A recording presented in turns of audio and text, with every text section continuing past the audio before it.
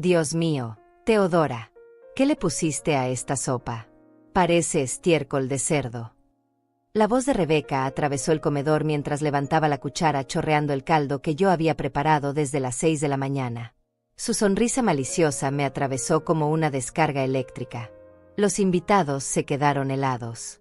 Antonia dejó de masticar y me miró con esos ojos llenos de lástima que tanto odio. Osvaldo siguió comiendo en silencio, fingiendo no haber escuchado nada. Pero el daño ya estaba hecho. Las palabras de mi nuera flotaban en el aire como veneno, infectando lo que debería haber sido una cena familiar normal. «Rebeca, por favor», murmuré, sintiendo como el calor me subía por el cuello. Mis manos temblaron mientras sostenía la cuchara de madera con la que acababa de servir esa sopa que había cocido durante 3 horas. «En serio, suegra, creo que te confundiste de ingredientes. Esto huele y sabe exactamente como el estiércol que echábamos en el rancho de mi papá». Se rió mientras hacía gestos exagerados de asco, mirando a los demás invitados como esperando que se unieran a su cruel espectáculo. André, mi propio hijo, estaba sentado al otro lado de la mesa cortando su pan como si nada estuviera pasando. Como si su esposa no acabara de humillar a su madre delante de toda la familia.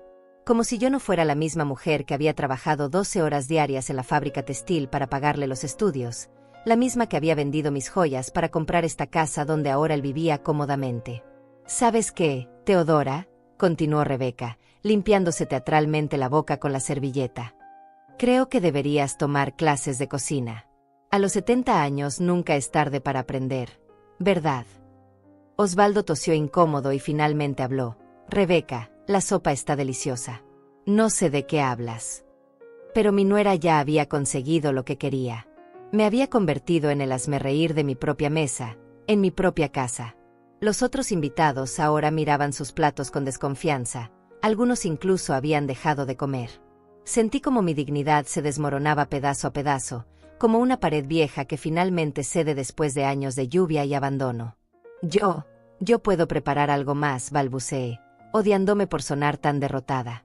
«Tengo pollo en el refrigerador, puedo hacer algo rápido». «No te molestes, suegra. Ya comía antes de venir. Sabía que esto podía pasar». Rebeca se recostó en su silla, completamente satisfecha con su actuación.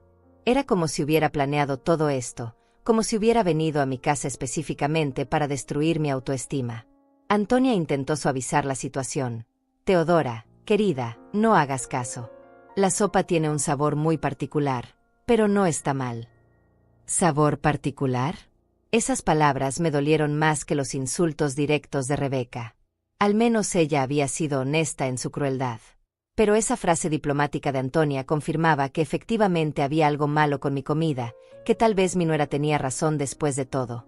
Me quedé ahí parada, sosteniendo esa cuchara como una tonta, viendo cómo mi hijo seguía comiendo sin decir una palabra en mi defensa.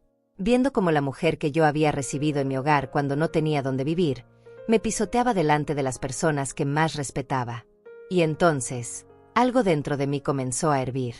No era solo la humillación de ese momento. Era el recuerdo de todos los días que había madrugado para preparar el desayuno perfecto, todos los almuerzos que había empacado con amor, todas las cenas que había cocinado después de trabajar 8 horas en la oficina de contabilidad. Era el recuerdo de los cumpleaños donde había pasado días planeando menús especiales, de las navidades donde había gastado mis ahorros en ingredientes caros para hacer feliz a mi familia. Rebeca siguió hablando, ahora contándoles a todos sobre un restaurante mexicano donde sí sabían cocinar de verdad, comparando cada plato con mis intentos fallidos de cocina casera.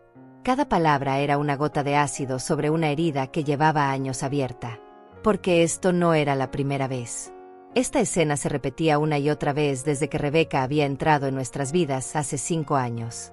Siempre encontraba algo malo en mi comida, siempre tenía un comentario despectivo, siempre lograba hacer que me sintiera inadecuada en mi propia cocina. Y mi hijo, mi André, el niño al que había criado sola después de que su padre nos abandonara, nunca decía nada.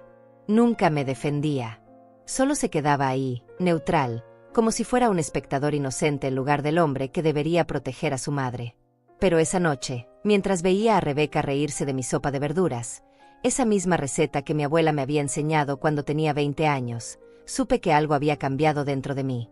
Ya no podía seguir fingiendo que esto era normal, que esto era aceptable. No sabía exactamente qué iba a hacer, pero mientras recogía los platos y escuchaba las risitas ahogadas de mi nuera, una certeza creció en mi pecho como fuego: esto no se iba a quedar así. Esa noche no pude dormir. Me quedé despierta hasta las 3 de la madrugada, dándole vueltas a cada palabra que había salido de la boca de Rebeca. Estiércol de cerdo. Las palabras se repetían en mi mente como un disco rayado. Me levanté de la cama y caminé hasta la cocina, donde todavía quedaban restos de la cena en el fregadero. Tomé una cuchara limpia y probé lo que había quedado de la sopa en la olla. Estaba perfecta. El sabor era exactamente el mismo de siempre, rico, casero, con ese toque de comino que había aprendido de mi abuela. No había nada malo con mi comida. Lo que había pasado no tenía que ver con la sopa. Tenía que ver con algo mucho más profundo y retorcido. Al día siguiente, Andrés se fue temprano al trabajo sin siquiera mencionar lo ocurrido. Como si nada hubiera pasado. Como si su esposa no hubiera humillado a su madre delante de toda la familia. Me preparé un café y me senté en la mesa de la cocina, la misma donde había servido esa maldita cena. Rebeca apareció alrededor de las 10, todavía en pijama, bostezando como si fuera la dueña de la casa. Se sirvió jugo de naranja del refrigerador sin preguntarme y se sentó frente a mí como si fuéramos las mejores amigas del mundo. «Buenos días, suegra. ¿Dormiste bien?»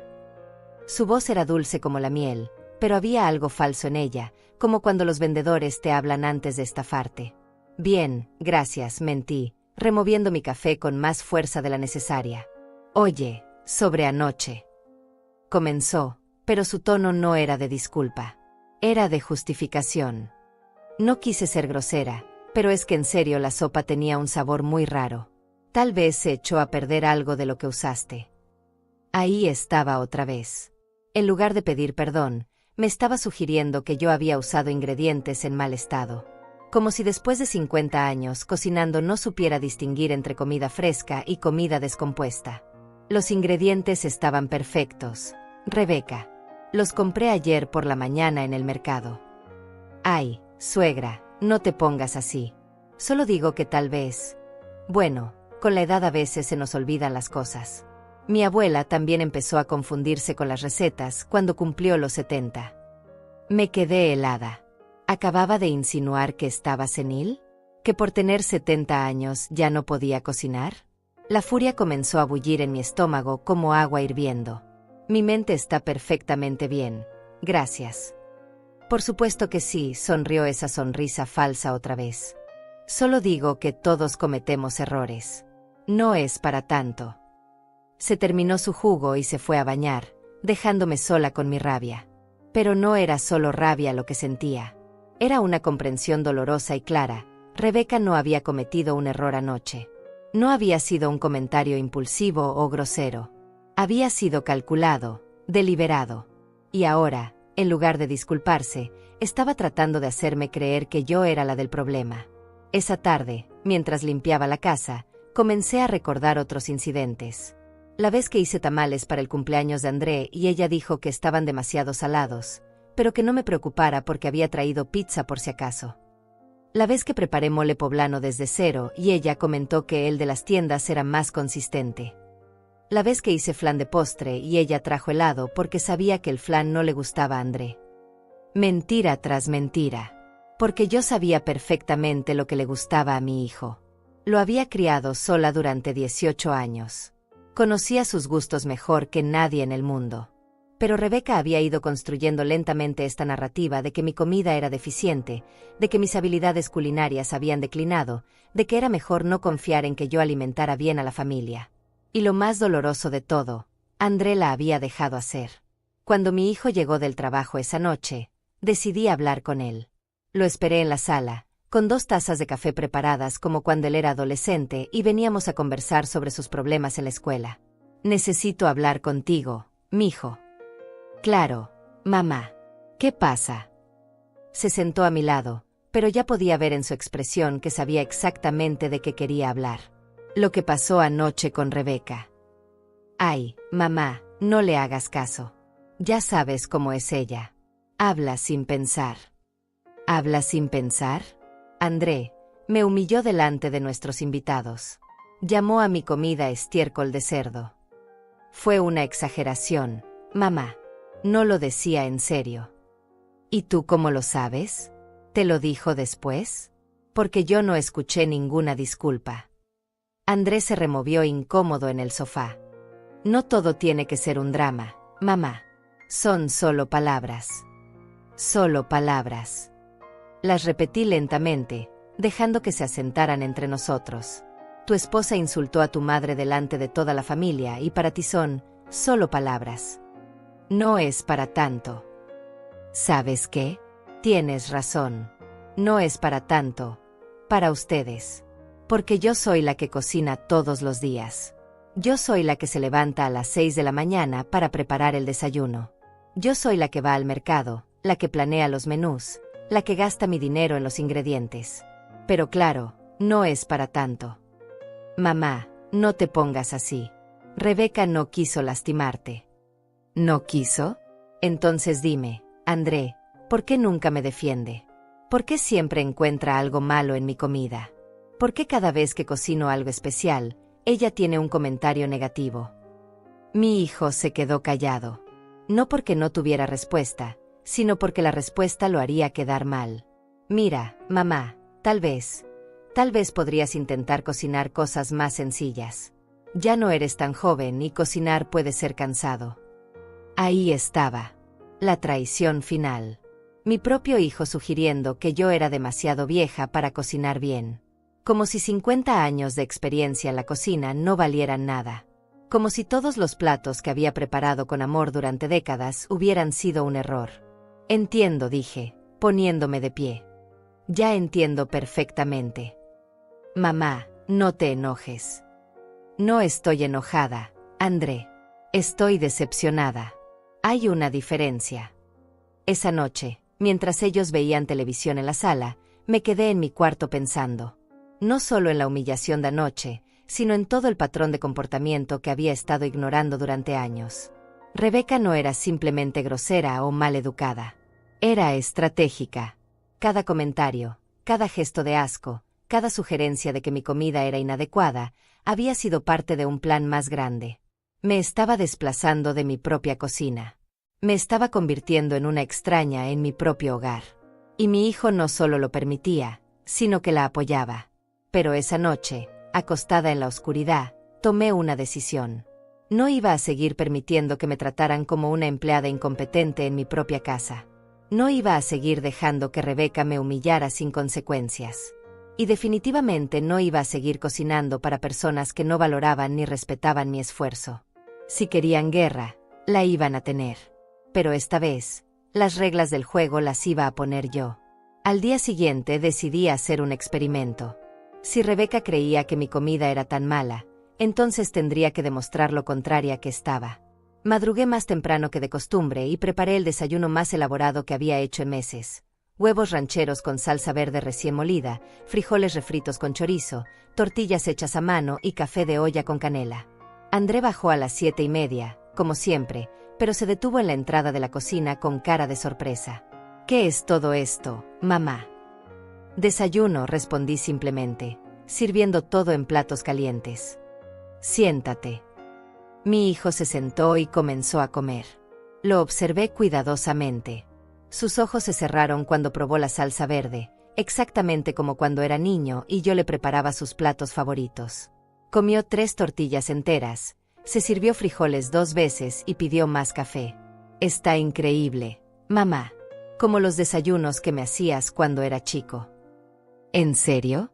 No sabe a estiércol de cerdo. Andrés se atragantó con el café. Mamá.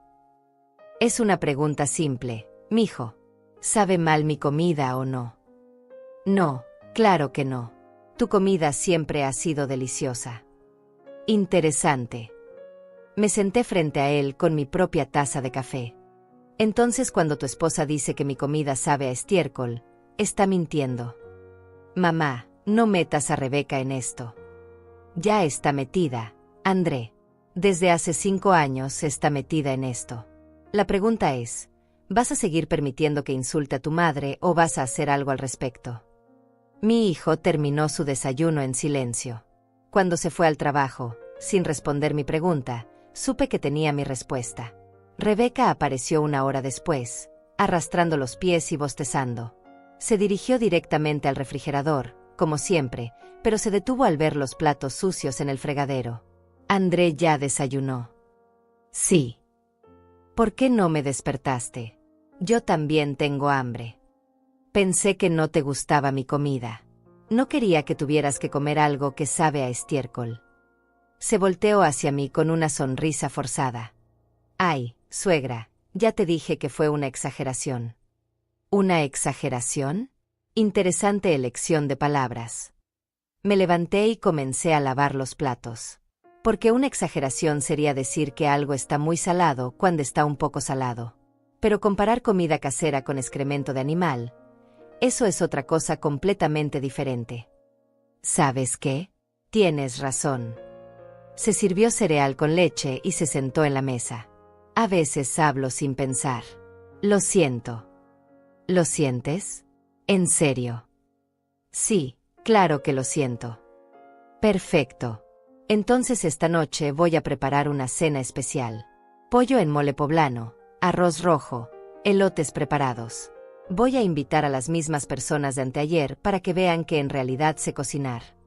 La cara de Rebeca cambió completamente. La sonrisa falsa desapareció y por un momento vi algo que me sorprendió. Pánico. No creo que sea necesario, suegra. Ya saben que cocinas bien. ¿En serio? Porque después de lo que dijiste, tengo la impresión de que piensan que soy una cocinera terrible. Es importante aclarar las cosas, ¿no te parece?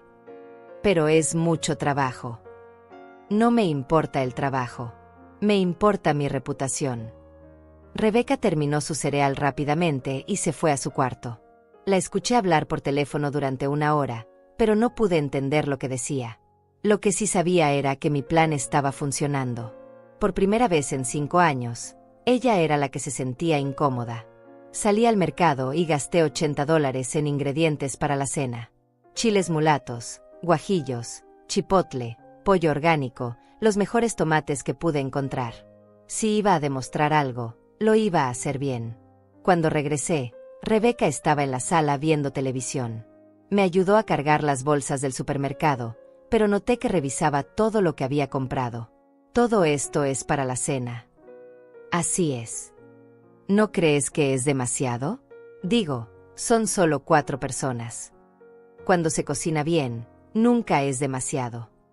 Pasé toda la tarde en la cocina, tostando chiles, moliendo especias, preparando el mole desde cero como me había enseñado mi suegra hace 40 años. El aroma llenó toda la casa: canela, clavo, chocolate, ajonjolí. Era el olor de la cocina mexicana de verdad, no la imitación que vendían en los restaurantes. André llegó del trabajo y se quedó parado en la puerta de la cocina, inhalando profundamente. Huele increíble. Mamá, es mole poblano. El mismo que te preparaba para tu cumpleaños cuando eras niño. ¿Para qué ocasión? Para demostrarle a tu esposa que sé cocinar. André se puso incómodo otra vez. Mamá, no tienes que demostrar nada. Ah, ¿no? Entonces, ¿por qué no me defendiste anteayer? ¿Por qué permitiste que me humillara delante de nuestros invitados? ¿Por qué? Porque no quiero problemas en casa. Pues entonces déjame ser muy clara contigo, André. El problema no soy yo. El problema es que has dejado que una extraña falte el respeto a tu madre en su propia casa durante 5 años, y nunca has dicho nada. Rebeca no es una extraña. Es mi esposa. Y yo soy tu madre. La mujer que te dio la vida, que te crió sola, que trabajó doble turno para pagarte la universidad. Pero aparentemente eso no significa nada cuando se trata de elegir a quién apoyar. Andrés se quedó callado. Sabía que tenía razón, pero también sabía que reconocerlo significaría admitir que había sido un cobarde durante años. A las 7 de la noche comenzaron a llegar los invitados. Antonia trajo flores, Osvaldo una botella de vino. Ambos comentaron sobre el aroma increíble que salía de la cocina. Rebeca se había arreglado especialmente para la ocasión, con un vestido nuevo y maquillaje perfecto, como si fuera ella la anfitriona. Serví la cena en mi mejor vajilla, la que había heredado de mi madre. Cada plato era una obra de arte, El mole oscuro y brillante sobre el pollo, el arroz rojo perfectamente suelto, los elotes dorados con chile piquín y queso fresco. El primer bocado se lo dieron casi al mismo tiempo. Osvaldo cerró los ojos y suspiró de placer. Antonia se llevó la mano al corazón. Andrés sonrió como no lo había hecho en años. Teodora, esto está espectacular, dijo Osvaldo. Es el mejor mole que he probado en mi vida. Increíble, agregó Antonia. ¿Dónde aprendiste a cocinar así? De mi suegra, hace 40 años. Es una receta de familia. Todos estaban extasiados, comiendo con verdadero placer, comentando cada sabor, cada textura. Todos menos Rebeca, que comía en silencio, con la cara cada vez más tensa. ¿Qué opinas, Rebeca?, le pregunté directamente. También esta comida sabe a estiércol de cerdo. Se hizo un silencio incómodo. Antonia y Osvaldo nos miraron confundidos. Andrés se puso rojo como tomate. Está bien, murmuró Rebeca. ¿Solo bien? ¿No está deliciosa? ¿No está espectacular como dice Osvaldo? Sí, está bien. Qué extraño. Porque anteayer dijiste que mi sopa sabía a estiércol de cerdo. Pero esta noche, cuando cocino exactamente con la misma técnica y el mismo amor, resulta que solo está bien. Me pregunto cuál es la diferencia. Rebeca dejó el tenedor en el plato y me miró con odio puro. Por fin había dejado caer la máscara. La diferencia, suegra, es que hoy pusiste más esfuerzo porque sabías que te estábamos observando. Ahí estaba la verdad. No había nada malo con mi comida ni anteayer ni hoy. El problema era que Rebeca necesitaba humillarme, necesitaba hacerme sentir inferior. Y cuando eso no funcionó, cuando quedó en evidencia que era una mentirosa, decidió atacar mi motivación en lugar de admitir su error. Entiendo perfectamente, dije, poniéndome de pie. Entiendo que no importa que también cocine, siempre vas a encontrar algo malo que decir. Porque esto no tiene que ver con la comida. Tiene que ver contigo. Y en ese momento, mientras veía su cara llena de rabia impotente, supe que había ganado la primera batalla. Pero también supe que la guerra apenas comenzaba. Los días que siguieron a esa cena fueron extrañamente tranquilos, como la calma antes de una tormenta. Rebeca evitaba la cocina cuando yo estaba cocinando y comía sin hacer comentarios, pero podía sentir su resentimiento creciendo como una infección silenciosa. André actuaba como si nada hubiera pasado, pero ya no me miraba a los ojos cuando hablábamos de comida. Una semana después del incidente del mole, estaba preparando el almuerzo cuando escuché a Rebeca hablar por teléfono en la sala. Su voz sonaba diferente, más dulce, más manipuladora. Me acerqué discretamente y logré escuchar fragmentos de la conversación. Sí, mamá, ya no aguanto más. Se está volviendo muy controladora con la cocina. No me deja ni siquiera sugerir cambios. Es como si fuera su territorio sagrado. Se detuvo cuando me vio y colgó rápidamente. Era mi madre, dijo con esa sonrisa falsa que ya conocía tan bien. ¿Todo bien con doña Carmen? Sí, solo platicábamos. Pero algo en su mirada me inquietó. Había estado hablando de mí, eso era claro. Y si conocía a Rebeca, no había sido nada bueno. Esa misma tarde, mientras Andrés estaba en el trabajo, Rebeca se acercó a mí en la cocina con una actitud extrañamente conciliadora. Suegra, ¿podemos hablar? Por supuesto. ¿De qué? Creo que hemos empezado mal. Sé que a veces puedo ser directa con mis comentarios, pero en realidad admiro mucho tu experiencia en la cocina. Mentirosa. Pero decidí seguirle el juego para ver a dónde quería llegar. Te escucho. Bueno, estaba pensando que tal vez podríamos cocinar juntas a veces.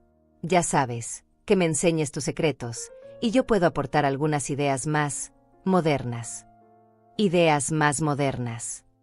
Sí. Como usar menos grasa, menos sal. Comida más saludable. Para cuidar la salud de André. ¿Entiendes? Ya no es tan joven. Ahí estaba otra vez, encontrando la manera de criticar mi comida bajo la excusa de la salud. Como si hubiera estado envenenando a mi hijo durante 30 años con mi cocina tradicional. Mi comida es perfectamente saludable, Rebeca. Por supuesto. No digo que no lo sea. Solo digo que podríamos modernizarla un poco. Hay muchas técnicas nuevas, Muchos superfoods que podríamos incorporar. Superfoods. Sí, como quinoa, chía, cal. Cosas que realmente nutren el cuerpo de manera óptima. Me quedé mirándola fijamente. Esta mujer acababa de sugerir que reemplazara ingredientes que habían alimentado a familias mexicanas durante siglos con modas dietéticas estadounidenses. ¿Sabes cuántos años llevo cocinando, Rebeca? Por supuesto, muchísimos. 55 años. Empecé cuando tenía 15, ayudando a mi madre. He cocinado para familias enteras, he alimentado a niños que crecieron fuertes y sanos, he consolado enfermos con caldos curativos. Y ahora tú vienes a decirme que necesito modernizar mi cocina. No es eso lo que quise decir. Es exactamente lo que quisiste decir. Pero déjame explicarte algo. La comida no es solo nutrición. Es cultura, es historia, es amor. Cuando yo cocino frijoles como me enseñó mi abuela, no estoy solo preparando proteína. Estoy preservando tradiciones que vienen de generaciones. Rebeca suspiró dramáticamente. Ay, suegra, no tienes que ponerte a la defensiva. Solo quiero ayudar. ¿Ayudar? Como cuando dijiste que mi sopa sabía a estiércol. Ya te dije que eso fue una exageración. No, Rebeca, eso fue cruel. Y esto también es cruel, pero de una manera más sutil. Estás tratando de hacerme creer que mi forma de cocinar está anticuada, que necesito tu ayuda para alimentar bien a mi propia familia. Se quedó callada por un momento, pero pude ver las ruedas girando en su cabeza. Estaba calculando su próximo movimiento. ¿Sabes qué? Tienes razón. Fue insensible de mi parte sugerir cambios. Tu cocina es perfecta como está. Demasiado fácil. Demasiado rápido. Rebeca nunca se rendía tan fácilmente. Me alegra que lo entiendas. Claro que sí. De hecho, estaba pensando, ¿qué te parece si esta semana yo me encargo de cocinar? Para darte un descanso. Sé que trabajas muy duro manteniendo la casa. Ahí estaba la verdadera intención. No quería modernizar mi cocina. Quería apoderarse de ella. No es necesario, Rebeca. Me gusta cocinar. Pero insisto, déjame consentirte un poco. Además, André mencionó que últimamente te ve muy cansada. ¿André había dicho eso? ¿Cuándo? ¿En qué contexto? Sentí una punzada de traición en el pecho.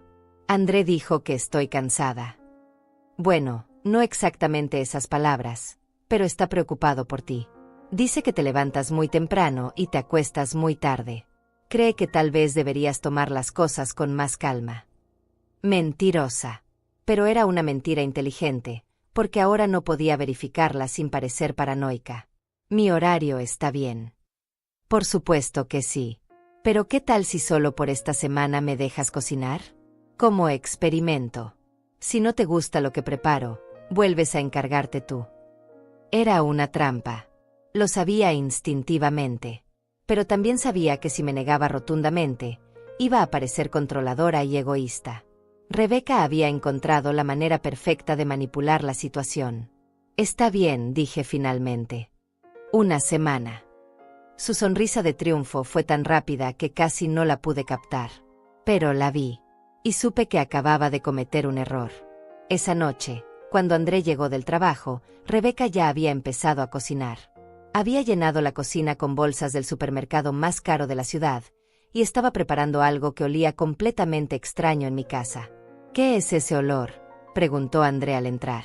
Tu esposa está cocinando, le respondí. Dice que necesito descansar. ¿En serio? ¡Qué considerada! André se dirigió a la cocina. ¿Qué preparas, amor? Salmón teriyaki con quinoa y verduras salteadas. Muy saludable, muy moderno. Salmón. En una casa donde habíamos comido pescado fresco del mercado local toda la vida, Rebeca había comprado salmón importado que costaba $30 la libra. Huele diferente, comentó André. Es porque estoy usando aceite de coco en lugar de manteca. Mucho más saludable para tu corazón, mi amor. Cenamos en silencio. La comida no estaba mala, pero no sabía a hogar. Sabía a restaurante caro, a algo pretencioso y vacío. André comió educadamente, pero pude ver que no estaba disfrutando realmente. ¿Qué te parece, suegra?, me preguntó Rebeca con esa sonrisa triunfante. Está bien preparado, respondí honestamente. Gastó $60 en ingredientes, agregué, sin poder evitarlo. La salud no tiene precio, replicó Rebeca. Además, André se merece lo mejor. Esa noche, mientras lavaba los platos, porque Rebeca había cocinado, así que obviamente yo tenía que limpiar, André se acercó a mí. La cena estaba buena, pero, no sé, me gustó más tu mole. Tu esposa dice que está preocupada por tu salud, que mi comida tiene demasiada grasa. Mi salud está perfecta, mamá. Mis estudios médicos salen bien cada año. Díselo a ella. André suspiró. ¿Por qué todo tiene que ser tan complicado? No es complicado, mijo. Es simple. Tu esposa quiere controlar mi cocina, y tú la estás dejando. No es eso. Entonces, ¿qué es? ¿De verdad crees que necesito descansar de cocinar? ¿O fue idea de ella? André no respondió, lo cual era respuesta suficiente. El resto de la semana fue una pesadilla. Rebeca convertía cada comida en una exhibición de superioridad culinaria. Compraba ingredientes caros, usaba técnicas elaboradas que había aprendido viendo videos en internet, y constantemente hacía comentarios sobre lo saludable y moderno que era todo. Pero lo peor no era la comida. Lo peor era ver cómo estaba reescribiendo las reglas de mi propia cocina. Cambió la organización de mis especias. Reemplazó mis sartenes de hierro fundido con utensilios antiadherentes. Tiró mis chiles secos porque estaban muy viejos y los reemplazó con versiones comerciales en polvo.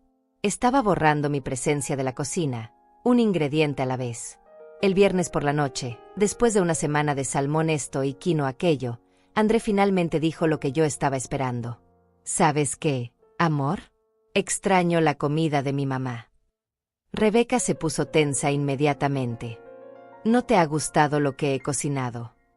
Sí, está muy rico, pero, no sé, no sabe a hogar. Es porque es comida más sofisticada, mi amor. Tu paladar se tiene que acostumbrar. Pero André negó con la cabeza. No es eso.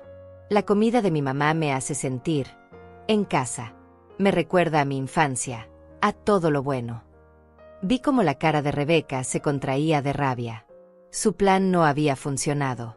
En lugar de hacer que Andrés se enamorara de su cocina moderna, había logrado que valorara más la mía. Bueno, dijo con voz fría, si tanto extrañas la comida de tu mamá, tal vez deberías pedirle que vuelva a cocinar. ¿En serio? ¿No te molesta? Para nada. Al fin y al cabo, es su casa. La manera en que dijo su casa me hizo sentir un escalofrío. Había veneno en esas palabras, una promesa de que esto no había terminado.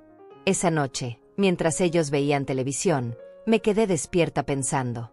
Había ganado esta batalla, pero había aprendido algo importante. Rebeca no se iba a rendir.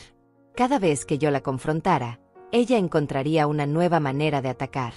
Era más inteligente y más paciente de lo que había pensado. Y empezaba a sospechar que la cocina era solo el principio de sus planes. La semana siguiente a mi victoria en la cocina, las cosas parecían haber vuelto a la normalidad.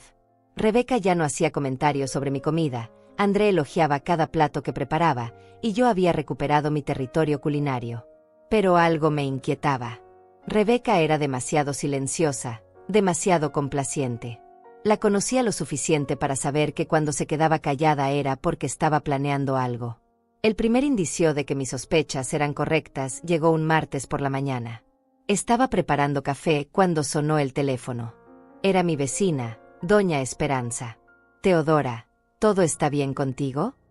Por supuesto, Esperanza. ¿Por qué preguntas? Es que ayer vi una ambulancia en tu casa. Rebeca me dijo que habías tenido un desmayo en la cocina. Me quedé helada. ¿Qué? Sí, me dijo que te había encontrado tirada junto a la estufa. Que había sido por el calor y el cansancio. Estaba muy preocupada por ti. Esperanza, yo nunca me he desmayado. Ayer estuve perfectamente bien todo el día. Hubo un silencio al otro lado de la línea. Pero, Rebeca me dijo. Rebeca mintió. Después de colgar, me quedé sentada en la cocina tratando de procesar lo que acababa de escuchar. Rebeca había inventado una historia completa sobre un desmayo que nunca había ocurrido. ¿Pero por qué? ¿Qué ganaba con eso? La respuesta llegó esa misma tarde. André entró del trabajo con cara de preocupación y me abrazó más fuerte de lo normal. Mamá, ¿cómo te sientes? Bien, mijo. ¿Por qué? Rebeca me contó sobre tu desmayo de ayer. Dice que deberías ir al doctor. Ahí estaba. Rebeca no solo había mentido a los vecinos, sino que también le había mentido a André. Y ahora mi propio hijo estaba preocupado por mi salud basándose en una mentira. André, yo nunca me desmayé. Ayer estuve perfectamente bien todo el día. Mi hijo me miró confundido. Pero Rebeca dijo. Rebeca mintió. ¿Por qué haría eso? Esa es exactamente la pregunta que deberías hacerle a ella.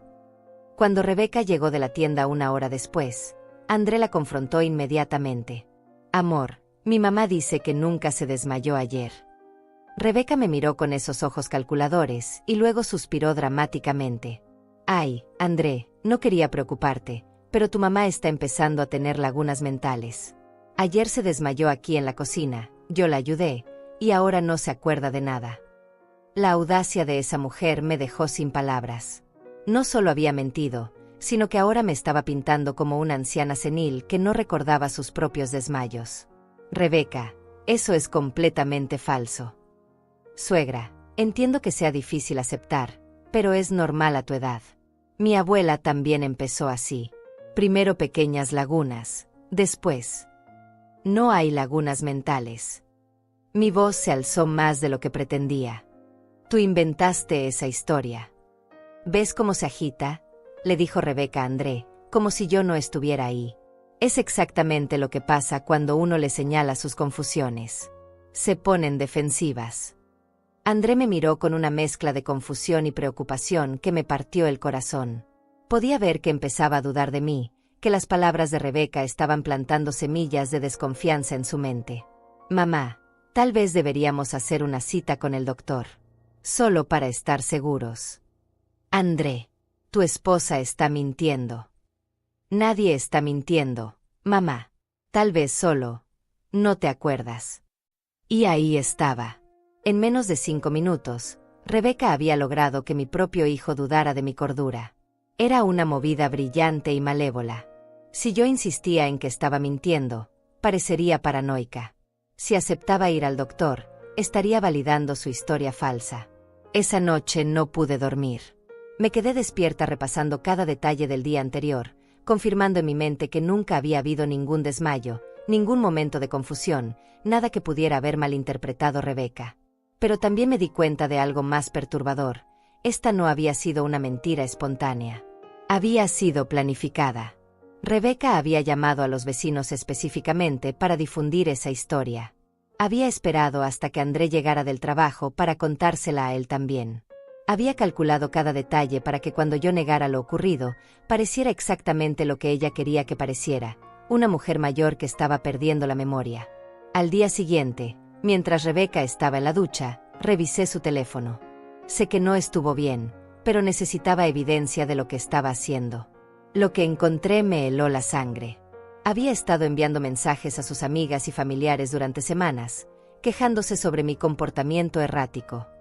Decía que me había vuelto obsesiva con la cocina, que tenía cambios de humor inexplicables, que estaba perdiendo la memoria gradualmente. Un mensaje a su hermana decía, la suegra está empeorando. Ayer se desmayó y hoy ni se acuerda. André va a tener que tomar decisiones difíciles pronto. Otro mensaje a su madre, no sé cuánto más pueda aguantar.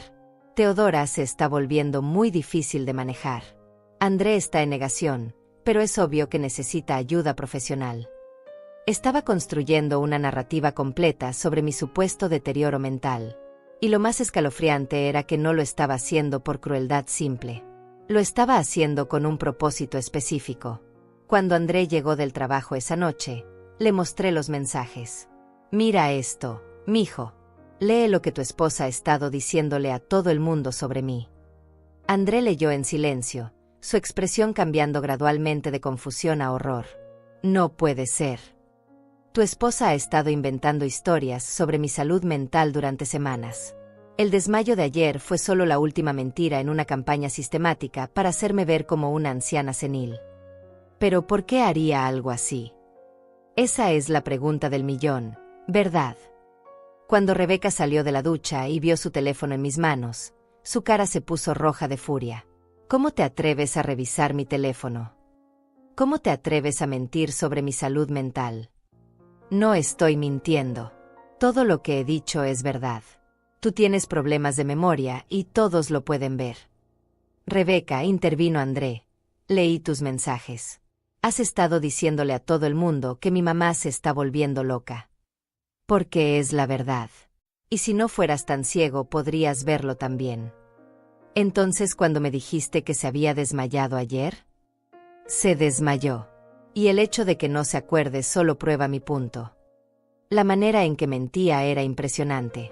Incluso confrontada con evidencia clara de su manipulación, seguía manteniendo su historia. Era como si hubiera practicado este momento.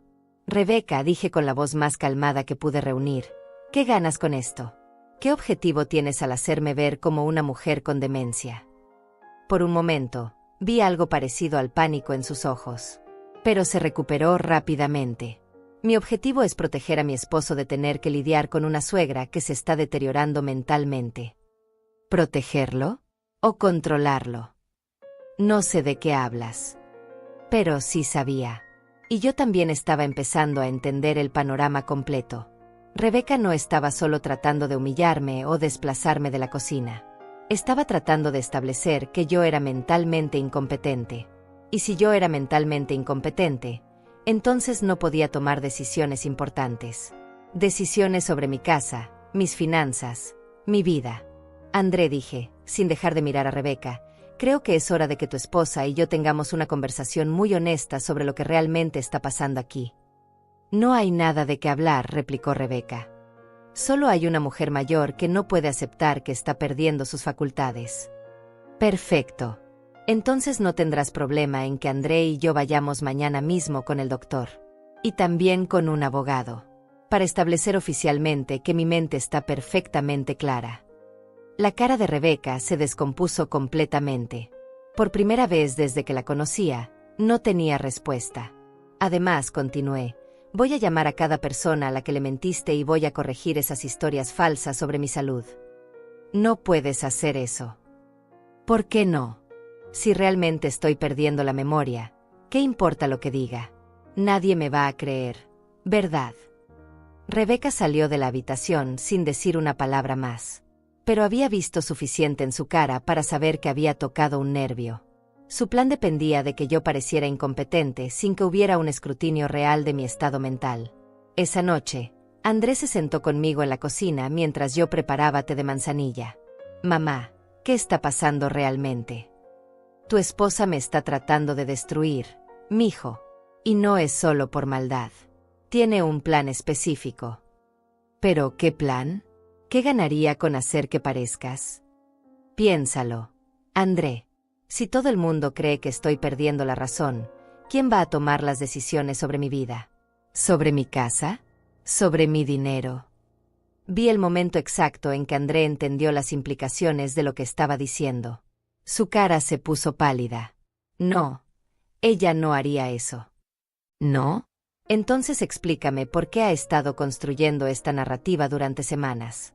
Explícame por qué específicamente le dijo a los vecinos que me desmayé. Los vecinos que podrían servir como testigos si alguna vez necesitara probar mi incompetencia mental. Andrés se quedó callado por mucho tiempo. Finalmente, susurró, ¿qué vamos a hacer? Vamos a descubrir exactamente qué está planeando tu esposa. Y vamos a detenerla antes de que sea demasiado tarde. La mañana siguiente decidí actuar. Si Rebeca quería jugar con mentiras y manipulación, yo le iba a demostrar que había elegido al oponente equivocado. Llamé al doctor Hernández, mi médico de cabecera desde hace 15 años, y pedí una cita de emergencia. Doctor, necesito que me haga un examen mental completo. Quiero documentación oficial de que mi mente está perfectamente clara. ¿Ha tenido algún problema, señora Galdés? Sí, pero no con mi memoria. con una nuera mentirosa. El doctor Hernández me conocía lo suficiente para no hacer preguntas innecesarias. Me citó para esa misma tarde.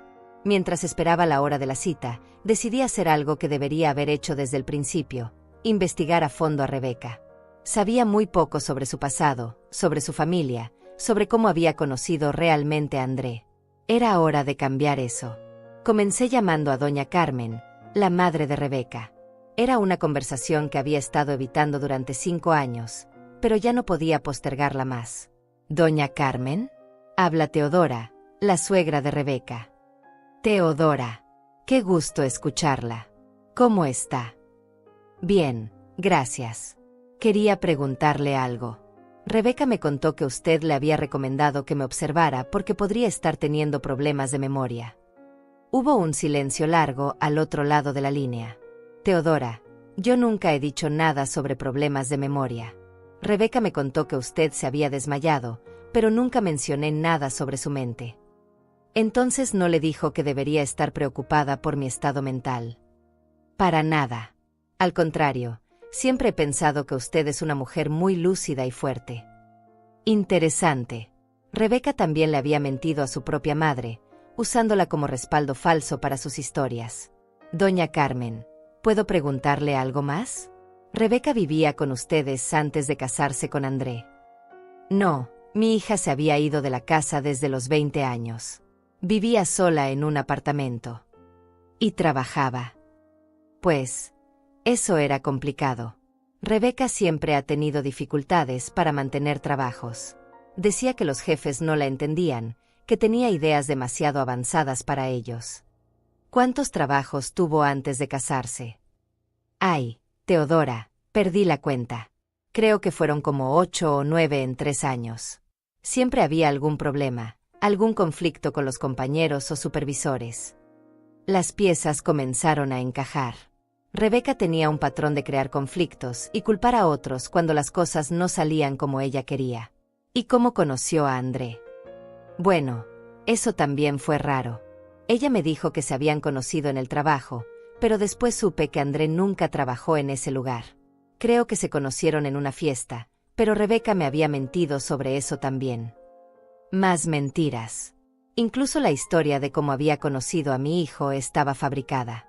Doña Carmen, ¿alguna vez tuvo la impresión de que Rebeca buscaba específicamente a alguien que la mantuviera económicamente? Otro silencio largo. «Teodora, no me gusta hablar mal de mi hija, pero sí, siempre estuvo obsesionada con encontrar a alguien que pudiera darle seguridad económica. Decía que se merecía una vida cómoda sin tener que trabajar tanto. Y André le parecía una buena opción». «Honestamente, sí. Él tenía trabajo estable, y usted tenía esta casa bonita». Rebeca siempre comentaba sobre lo afortunado que era André de tener una madre que lo apoyara tanto. Ahí estaba la verdad. Rebeca no había elegido a André por amor. Lo había elegido por la estabilidad que él y yo podríamos proporcionarle. Después de colgar con doña Carmen, llamé a la oficina donde André trabajaba. Hablé con su amigo Carlos, quien había sido testigo en la boda. «Carlos, ¿te acuerdas cómo conoció André a Rebeca?». «Claro, doña Teodora. Fue en una fiesta de la empresa donde yo trabajaba antes. Pero fue muy raro». «¿Raro cómo?». «Bueno, Rebeca llegó a la fiesta sin ser invitada. Dijo que era amiga de alguien, pero nadie sabía quién la había invitado. Y desde el momento en que vio a André, no se despegó de él. Fue muy intenso». «¿Qué quieres decir con intenso?». «Que en una semana ya estaba hablando de casarse. André estaba como hipnotizado. Nunca había visto algo así». «¿Y qué opinabas de ella?». Carlos vaciló. «Doña Teodora, no quiero causar problemas». «No va a haber problemas. Solo necesito saber la verdad». Honestamente, siempre me pareció que estaba actuando, como si estuviera representando el papel de la novia perfecta, pero todo se sentía falso. Y las preguntas que hacía sobre la vida de André, sobre usted, sobre la casa, parecían muy calculadas. ¿Qué tipo de preguntas? Cosas como cuánto ganaba André, si usted tenía ahorros, si la casa estaba completamente pagada. Preguntas que una novia enamorada no haría tan pronto. Cada conversación confirmaba mis sospechas. Rebeca había estudiado a André y a mí como objetivos antes de siquiera empezar la relación. Esa tarde, en el consultorio del doctor Hernández, me sometí a todos los exámenes mentales que pidió. Pruebas de memoria, de orientación, de razonamiento lógico. Todo salió perfecto. Señora Galdés, usted tiene la mente más clara que he visto en alguien de su edad. No hay ningún signo de deterioro cognitivo. Doctor, necesito que eso quede por escrito. Con fecha y firma oficial. Por supuesto. ¿Puedo preguntar por qué? Porque alguien está tratando de hacerme ver como si estuviera perdiendo la razón. Y necesito evidencia de que eso es falso. El doctor me entregó un reporte médico completo certificando mi competencia mental plena. Era exactamente lo que necesitaba. Cuando llegué a casa, André ya había regresado del trabajo. Lo encontré en la sala con cara de preocupación. Mamá, tenemos que hablar. Rebeca me mostró algo que me tiene muy confundido. ¿Qué te mostró? Dice que encontró esto en tu cajón. Me entregó una caja de pastillas para la memoria que nunca había visto en mi vida. André, yo nunca he comprado estas pastillas. Pero estaban en tu cajón del buró, mamá. En el fondo, escondidas. Sentí como si me hubieran dado un puñetazo en el estómago. Rebeca había plantado evidencia falsa en mi propia habitación. Rebeca puso esas pastillas ahí. ¿Por qué haría eso? Por la misma razón que inventó lo del desmayo. Está tratando de construir evidencia de que tengo problemas mentales. Andrés se veía genuinamente confundido. Pero mamá, ¿por qué? ¿Qué ganaría con eso? Le entregué el reporte médico. Lee esto. André leyó el documento completo, sus ojos abriéndose cada vez más. Esto dice que tu mente está perfectamente clara, que no hay ningún problema de memoria. Exacto. Y ahora vamos a confrontar a tu esposa con este reporte y preguntarle cómo explica haber plantado pastillas falsas en mi habitación. Cuando Rebeca llegó de la tienda, la estábamos esperando en la sala. André tenía el reporte médico en una mano y las pastillas en la otra. Rebeca, necesitamos hablar, dijo André. ¿Sobre qué? Sobre esto. Le mostró el reporte médico. Mi mamá fue al doctor hoy. Según este reporte oficial, su mente está perfectamente clara. Vi cómo la cara de Rebeca pasó por una serie de emociones: sorpresa, pánico y finalmente, cálculo frío. Los doctores a veces se equivocan, André. Especialmente cuando los pacientes ocultan síntomas. ¿Y esto? André le mostró las pastillas. También se equivoca el hecho de que plantaste estas pastillas en el cajón de mi mamá. Yo no planté nada. Las encontré ahí. Rebeca, dije, poniéndome de pie, llamé a tu madre hoy. Ella nunca te dijo que me observaras por problemas de memoria. También hablé con Carlos. Me contó cómo realmente conociste a André y todas las preguntas que hacía sobre nuestras finanzas desde el principio. Por primera vez desde que la conocía, Rebeca se quedó completamente callada. ¿Sabes qué creo? Continué. Creo que desde el momento en que entraste a esta familia, has estado planeando algo. Y crear dudas sobre mi competencia mental es parte de ese plan. Estás paranoica. ¿Paranoica? Tengo evidencia médica de que mi mente está clara. Tengo evidencia de tus mentiras a los vecinos. Tengo evidencia de pastillas que plantaste en mi habitación. Y tengo testimonios de que has estado construyendo esta narrativa falsa durante semanas.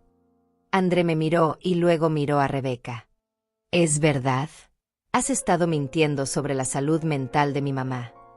Rebeca se quedó ahí parada, calculando sus opciones. Finalmente, su máscara de víctima se desplomó completamente. Tu madre es un obstáculo, André. Siempre lo ha sido. ¿Un obstáculo para qué? Para nuestra vida. Para nuestro futuro. Mientras ella esté aquí controlando todo, nunca podremos ser realmente independientes. André se puso pálido. ¿De qué estás hablando? Estoy hablando de que ya es hora de que tú y yo tengamos nuestra propia vida, sin que tu madre esté metiéndose en cada decisión que tomamos. Esta es la casa de mi madre, Rebeca. Exacto. Y mientras sea su casa, nunca será nuestro hogar. Ahí estaba la verdad final. Rebeca no solo quería desplazarme de la cocina o humillarme socialmente. Quería la casa. Quería que yo fuera declarada incompetente para que André pudiera tomar control de mis propiedades. ¿Cuánto tiempo has estado planeando esto?, le pregunté. Rebeca me miró con odio puro. Desde el día que me di cuenta de que nunca te ibas a morir y dejarme vivir en paz. El silencio que siguió fue ensordecedor. André se había quedado sin palabras ante la frialdad de su esposa. Quiero que te vayas, dije finalmente. Esta noche. No me voy a ir a ningún lado. Tengo tanto derecho a estar aquí como tú. No, no lo tienes. Esta es mi casa. Y ya no eres bienvenida. Rebeca se volteó hacia André. ¿Vas a permitir que tu madre me eche así? André la miró por un largo momento. Cuando finalmente habló, su voz sonaba diferente. Más madura. Más fuerte. Rebeca, creo que deberías empacar tus cosas. La máscara finalmente se desplomó por completo. La mujer dulce y manipuladora desapareció, reemplazada por algo frío y calculador. Esto no ha terminado, me dijo. Vas a lamentar haberme subestimado. Pero yo ya no tenía miedo. Había visto su verdadero rostro, y ahora sabía exactamente con quién estaba lidiando. Rebeca se fue esa misma noche, pero no sin antes hacer una escena que despertó a todo el vecindario. Gritó que André era un mama's boy que nunca iba a crecer, que yo era una vieja manipuladora que lo tenía bajo mi control, y que se iba a asegurar de que pagáramos por esto. Empacó sus cosas mientras lanzaba amenazas veladas sobre lo que iba a hacer. Van a arrepentirse de haberme tratado así, fue lo último que dijo antes de salir por la puerta. Los primeros días después de su partida fueron extrañamente pacíficos. André parecía un hombre diferente, más relajado, como si hubiera estado conteniendo la respiración durante 5 años y finalmente pudiera exhalar. Cocinamos juntos por primera vez desde que ella había llegado a nuestras vidas, y él me ayudó a reorganizar la cocina, devolviendo cada cosa a su lugar original. No me había dado cuenta de cuánto había cambiado las cosas, me dijo mientras regresaba mis sartenes de hierro fundido a su gaveta habitual. Era como si hubiera estado viviendo en la casa de otra persona. Pero yo sabía que Rebeca no se iba a quedar callada. Una mujer que había planeado tan meticulosamente mi destrucción mental no se iba a rendir simplemente porque la habían descubierto. Estaba preparándome para su contraataque cuando llegó de la forma más inesperada. Una semana después de que se fuera, sonó el timbre de la casa a las 7 de la mañana. Era una trabajadora social del gobierno, acompañada de un policía. Señora Teodora Galdés. Sí, soy yo. Soy la licenciada Patricia Morales, de Servicios Sociales para Adultos Mayores. Hemos recibido un reporte de preocupación sobre su bienestar. Sentí como si el suelo se moviera bajo mis pies. ¿Un reporte de quién? De una familiar que prefiere mantenerse anónima. Dice que usted ha estado mostrando signos de deterioro mental y que podría estar en peligro viviendo sola. Yo no vivo sola. Vivo con mi hijo. Según el reporte, su hijo trabaja todo el día y usted pasa muchas horas sin supervisión. También menciona incidentes de desmayos y confusión mental. Rebeca había usado el sistema contra mí, tal como lo había planeado desde el principio. Licenciada, ¿puedo ver ese reporte? Lo siento, pero los reportes de este tipo son confidenciales para proteger a quien los hace. ¿Y qué necesita de mí? Necesito hacer una evaluación de su estado mental y de las condiciones de la casa. Es un procedimiento estándar. André apareció en la puerta, recién despertado y confundido. ¿Qué pasa, mamá? Tu exesposa reportó a tu madre como una adulta mayor en riesgo, explicó la trabajadora social. Vi cómo la cara de André se llenaba de rabia. Esa maldita. Señor, usted es el hijo. Sí, André Galdés. ¿Ha notado cambios en el comportamiento de su madre? Episodios de confusión, desmayos, problemas de memoria. Para nada. Mi madre está perfectamente bien. Mi exesposa está mintiendo porque está resentida porque la echamos de la casa. La trabajadora social anotó algo en su carpeta. Puedo pasar y hacer la evaluación. No tenía opción. Si me negaba, eso mismo sería usado como evidencia de que algo estaba mal.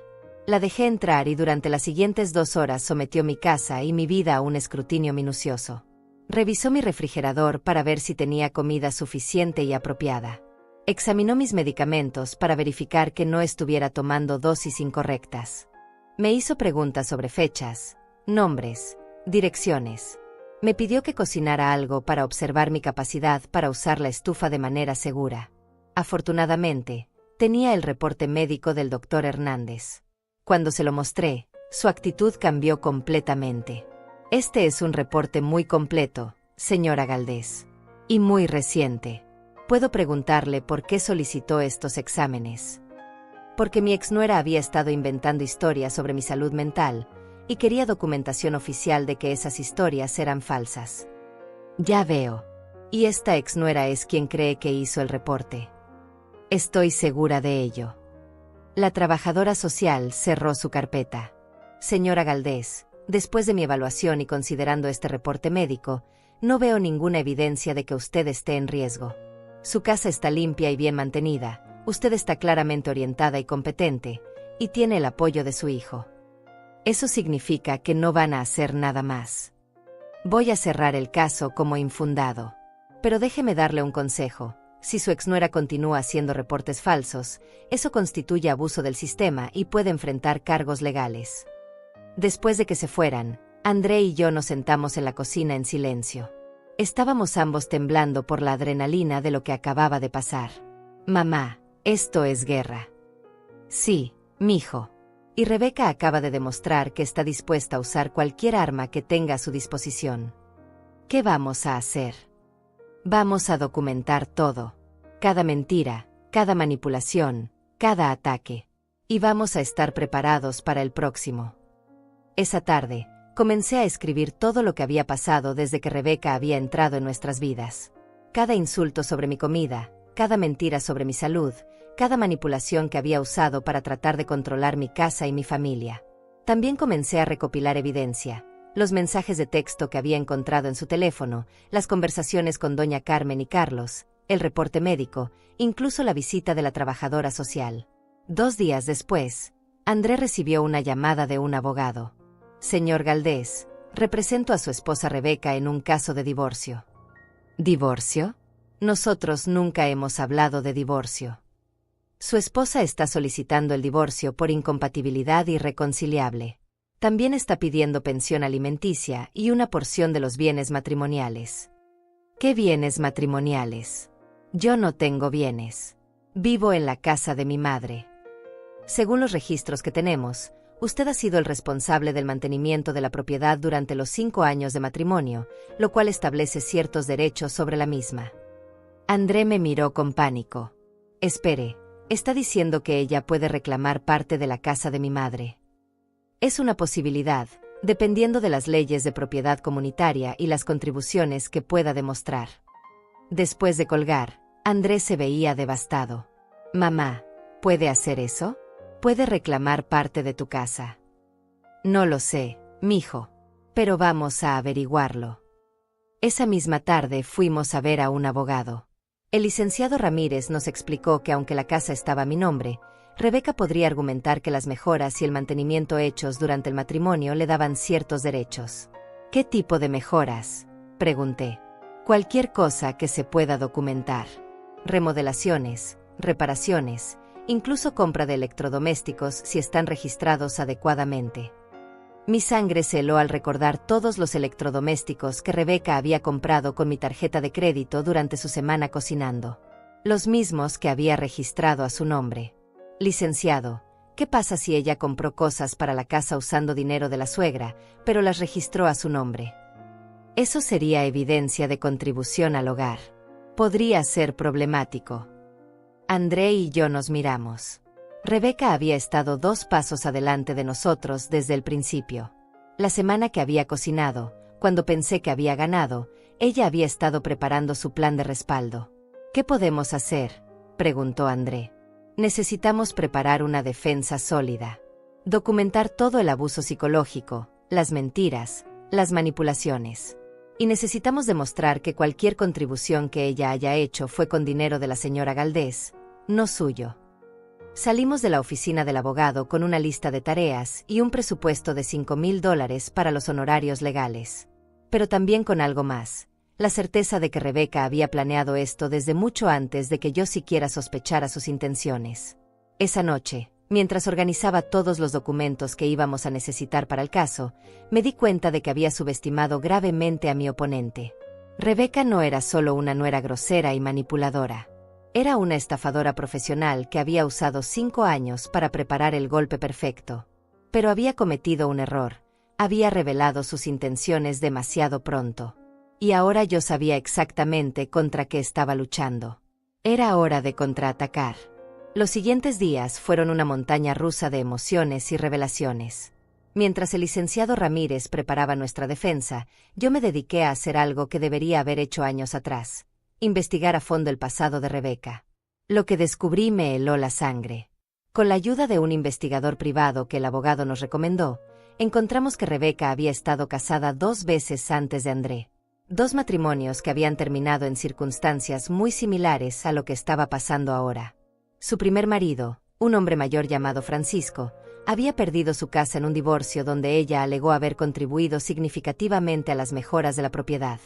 El segundo, Roberto, había tenido que vender su negocio familiar para pagarle la pensión alimenticia que un juez le había ordenado después de que ella presentara evidencia de abuso emocional, incompatibilidad irreconciliable.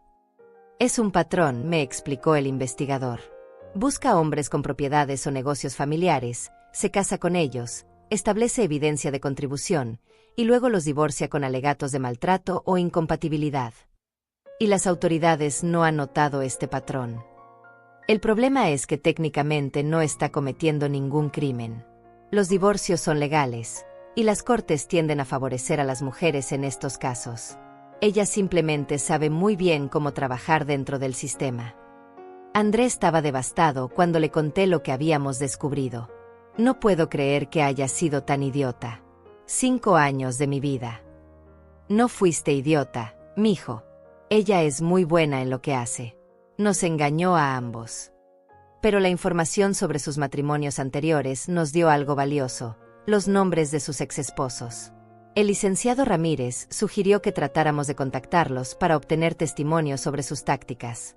Francisco, su primer marido, accedió a hablar conmigo por teléfono. Su historia era desgarradora. Señora Galdés, esa mujer destruyó mi vida. Cuando nos casamos, yo tenía una casa que había heredado de mis padres. Ella se mudó conmigo y inmediatamente comenzó a mejorar cosas. Compraba muebles caros, contrataba jardineros, renovaba cuartos. Todo con tarjetas de crédito que ella me convenció de darle. ¿Y cómo terminó todo? Después de 3 años, comenzó a quejarse de que yo era controlador, que no la dejaba ser ella misma. Inventó historias sobre discusiones que nunca habían pasado, documentó supuestos episodios de maltrato emocional. Cuando pidió el divorcio, presentó facturas de todas las mejoras que había hecho y el juez decidió que merecía la mitad de la casa. La mitad de la casa que usted había heredado. Exacto. Tuve que venderla para pagarle. Ahora vivo en un apartamento de una recámara y ella se compró una casa más pequeña con su parte del dinero. La historia de Roberto era prácticamente idéntica, solo que en lugar de una casa, había perdido la ferretería que su familia había operado durante 2 generaciones. Con estos testimonios en mano, nuestro abogado presentó una moción para desestimar las reclamaciones de Rebeca, argumentando un patrón de fraude matrimonial. Pero Rebeca y su abogado no se quedaron de brazos cruzados. 3 días antes de la audiencia preliminar, recibí otra visita inesperada. Esta vez era el detective Morales de la policía local. Señora Galdés, hemos recibido una denuncia en su contra por abuso hacia adultos mayores. Perdón. La denuncia alega que usted ha estado siendo abusada psicológicamente por su hijo y que ha desarrollado síndrome de Estocolmo, defendiendo a su abusador. No podía creer lo que estaba escuchando. Detective, ¿quién hizo esa denuncia? Una ciudadana preocupada que prefiere mantenerse anónima. Rebeca, murmuré. Disculpe. La exesposa de mi hijo. Ha estado haciendo denuncias falsas contra mí desde que la echamos de la casa. El detective anotó algo en su libreta. Señora, ¿se siente segura en su hogar? Su hijo la ha amenazado o lastimado de alguna manera. Detective, mi hijo es la persona más gentil del mundo. Esa mujer está usando el sistema para vengarse de nosotros porque no pudo estafarnos como planeaba. ¿Estafarnos cómo? Le conté toda la historia, las mentiras sobre mi salud mental, las manipulaciones, el patrón de matrimonios fraudulentos. El detective escuchó con atención creciente. ¿Tiene evidencia de todo esto? Tengo documentos, testimonios, registros médicos. Todo está en manos de nuestro abogado. ¿Estaría dispuesta a hacer una contradenuncia por acoso y abuso del sistema? Absolutamente. Esa noche, André y yo nos sentamos en la cocina a evaluar nuestra situación. Habíamos pasado de ser víctimas a ser acusados, de defendernos a contraatacar. Era agotador, pero también liberador saber que finalmente estábamos luchando. Mamá, ¿crees que vamos a ganar? No lo sé, mijo. Pero sé que no vamos a dejar que esa mujer nos destruya sin luchar. Al día siguiente recibimos noticias inesperadas. El investigador privado había encontrado algo más. Rebeca no había estado viviendo sola antes de conocer a André, como le había dicho a su madre. Había estado viviendo con un hombre mayor llamado Germán, quien había muerto de un ataque cardíaco 6 meses antes de que ella conociera a mi hijo. ¿Y eso qué significa?, preguntó André. Significa que pudo haber heredado dinero o propiedades de ese hombre, lo cual contradice su alegato de que necesita pensión alimenticia porque no tiene recursos. Pero la revelación más impactante vino cuando encontramos el testamento de Germán. Le había dejado $50,000 a Rebeca, dinero que ella nunca había reportado en los documentos del divorcio. Esto es ocultación de bienes, me explicó el licenciado Ramírez. Es un delito grave. Podemos usar esto no solo para defendernos del divorcio, sino para presentar cargos criminales. La audiencia preliminar llegó finalmente. Rebeca apareció vestida como una viuda doliente, con ropa oscura y actitud de víctima. Su abogado presentó una narrativa elaborada sobre cómo había sido explotada emocionalmente por una familia disfuncional y controladora. Cuando fue nuestro turno, el licenciado Ramírez presentó evidencia sistemáticamente: los testimonios de los exmaridos, el patrón de matrimonios fraudulentos, los $50,000 ocultos, las denuncias falsas a servicios sociales y policía, y las grabaciones que André había hecho de las conversaciones donde Rebeca admitía sus mentiras. Vi cómo la cara de Rebeca cambiaba gradualmente de confianza a pánico mientras cada pieza de evidencia era presentada. Su abogado intentaba objetar, pero la evidencia era abrumadora. El momento decisivo llegó cuando el juez le preguntó directamente sobre el dinero de Germán.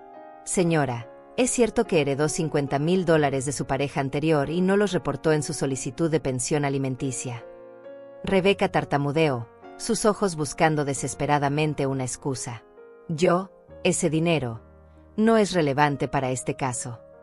Señora, la ocultación de bienes en procedimientos de divorcio es un delito grave.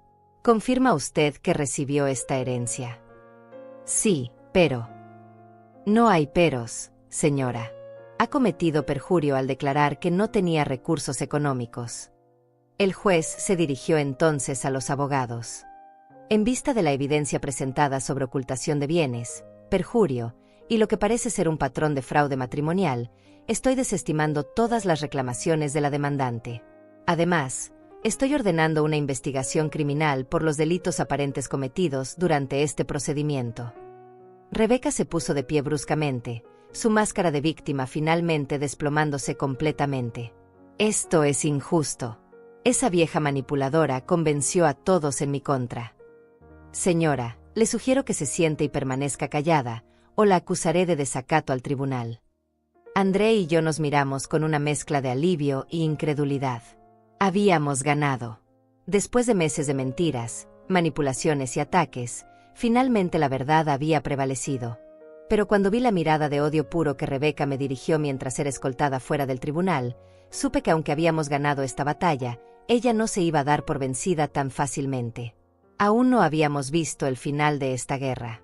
6 meses después del juicio, recibí una llamada que jamás esperé. Era el detective Morales. Señora Galdés, tengo noticias sobre Rebeca Herrera. ¿Qué pasó? Fue arrestada en otra ciudad por intento de fraude matrimonial. Aparentemente había comenzado una relación con otro hombre mayor, usando el mismo patrón que documentamos en su caso. ¿Y qué va a pasar con ella? Con los cargos de su caso más este nuevo incidente, probablemente enfrente varios años de prisión. Su abogado está tratando de negociar un plea bargain. Colgué el teléfono con una mezcla de satisfacción y tristeza. Satisfacción porque la justicia finalmente se había hecho, pero tristeza porque había tardado tanto tiempo en darme cuenta de lo que realmente estaba pasando. André había cambiado mucho en estos meses. El divorcio se había finalizado sin que Rebeca recibiera un centavo, y él había comenzado terapia para procesar todo lo que había vivido. El hombre asustado y manipulado que había sido durante 5 años estaba emergiendo como alguien más fuerte y consciente. ¿Sabes qué es lo que más me duele, mamá?, me dijo una noche mientras cenábamos juntos. No es que me haya engañado a mí. Es que te haya hecho sufrir tanto, y yo no hice nada para protegerte. Mijo, ella era muy buena manipulando. Nos engañó a ambos. Pero tú eres mi madre. Debería haber estado de tu lado desde el primer momento que te faltó el respeto.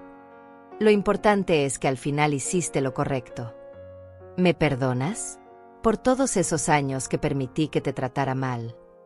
Lo miré a los ojos. Este hombre que había criado sola, que había visto crecer de niño asustado a adolescente rebelde y finalmente adulto. Los errores que había cometido no borraban todo el amor que habíamos compartido. Ya te perdoné, André, desde el momento en que me defendiste. 3 meses después, recibimos una carta del abogado de Rebeca. Había aceptado un acuerdo con la fiscalía, 2 años de prisión y la obligación de pagar restitución a todas sus víctimas, incluyendo los gastos legales que nosotros habíamos tenido que cubrir. ¿Crees que haya aprendido la lección?, me preguntó André mientras leía la carta. Honestamente, no. Pero al menos otras familias van a estar protegidas por un tiempo.